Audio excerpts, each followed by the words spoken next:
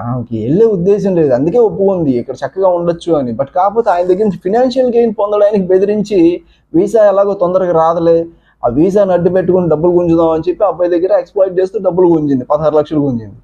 సరే వైఫే కదా, ఏదో ఎక్స్‌పెన్సెస్ స్పెండ్ చేస్తుంది, ఇంట్లో వాళ్ళకి ఖర్చు పెడుతుంది, లేకపోతే వాళ్ళ పేరెంట్స్కి ఉపయోగపడుతుంది, మనం కూడా ఉంచుకుని ఏం చేస్తాం, ఎప్పటికైనా ఫ్యామిలీకి చేరాల్సిందే కదా అని చెప్పి పాజిటివ్ యాటిట్యూడ్తో అబ్బాయి కూడా అమ్మాయికి సెండ్ చేయడం జరిగింది. సో ఇదంతా జరిగిన తర్వాత ఓవర్ పీరియడ్ ఆఫ్ టైం ఆలోచిస్తే అబ్బాయికి రైజ్ అయింది ఏంటంటే, ఇంకా 16 లక్షలు ఏం చేసింది, 16 లక్షలు స్పెండ్ చేసి అంతే ఉంటుంది, everything was facilitated in the house it self.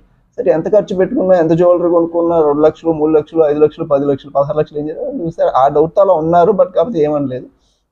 But ఎప్పుడైతే వీసా ఫెసిలిటేట్ చేసిన తర్వాత రానని చెప్పి మొండికేసిందో అక్కడ డౌట్ రైజ్ అయింది. తర్వాత వీళ్ళు మనల్ని అప్రోచ్ అయ్యారు.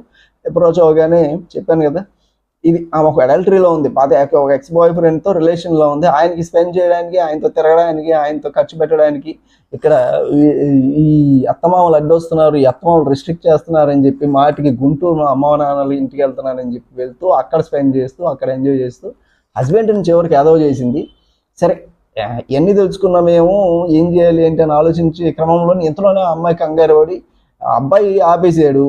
విషయం తెలిసింది, ఇలాగ డబ్బులు ఎవరికో ఖర్చు పెడుతుంది, ఎక్కడో అన్నెసరీగా వేరే దారిలో ఉంది అని చెప్పి తెలుసుకున్న అబ్బాయి అన్నీ ఆపడంతో అమ్మాయి పిచ్చెక్కింది. ఇమీడియట్గా వెళ్ళి మళ్ళీ అదే స్టేషన్లో ఎఫ్ఐఆర్ చేయించడానికి పోలీస్ దగ్గరికి వెళ్ళింది. పోలీస్ ఏంటంటే మేము ఫోన్ చేసి మాట్లాడాం, సార్ ఇలా అబ్రాడ్లో ఉన్నాడు, ఇమీడియట్గా ఎలా వస్తారండి, కౌన్సిలింగ్ ఇవ్వాలన్నా కుదరదు కదా, ఆయన మేము ప్రీనప్టియల్ అగ్రిమెంట్ రాసుకున్నాం, అమ్మాయి వెళ్ళాలి అని చెప్పి అంటే, లేదండి రావాలి, అబ్రాడ్ నుంచి వచ్చేయడానికి ఇదేమన్నా విజయవాడ గుంటూరా, పోలీసు వాళ్ళు కూడా బుర్ర బుద్ధి లేకుండా చేస్తున్నారు, ఇమీడియట్గా వచ్చేస్తారా, not even registered the FIR కూడా రిజిస్టర్ అవ్వకుండా పోలీస్ స్టేషన్కి వచ్చి ఏమైనా అడిగే అధికారం మీకు ఎక్కడిది, సిఆర్పిసిని దాటి ప్రవర్తిస్తారా, న్యాయస్థానాలను దాటి చేస్తారా, police station is the ultimate కోర్టా, మీరేనా అక్కడ జడ్జ్, న్యాయస్థానాలు న్యాయమూర్తులు ఎవరు లేరా, మీ ఇష్టం అంతా.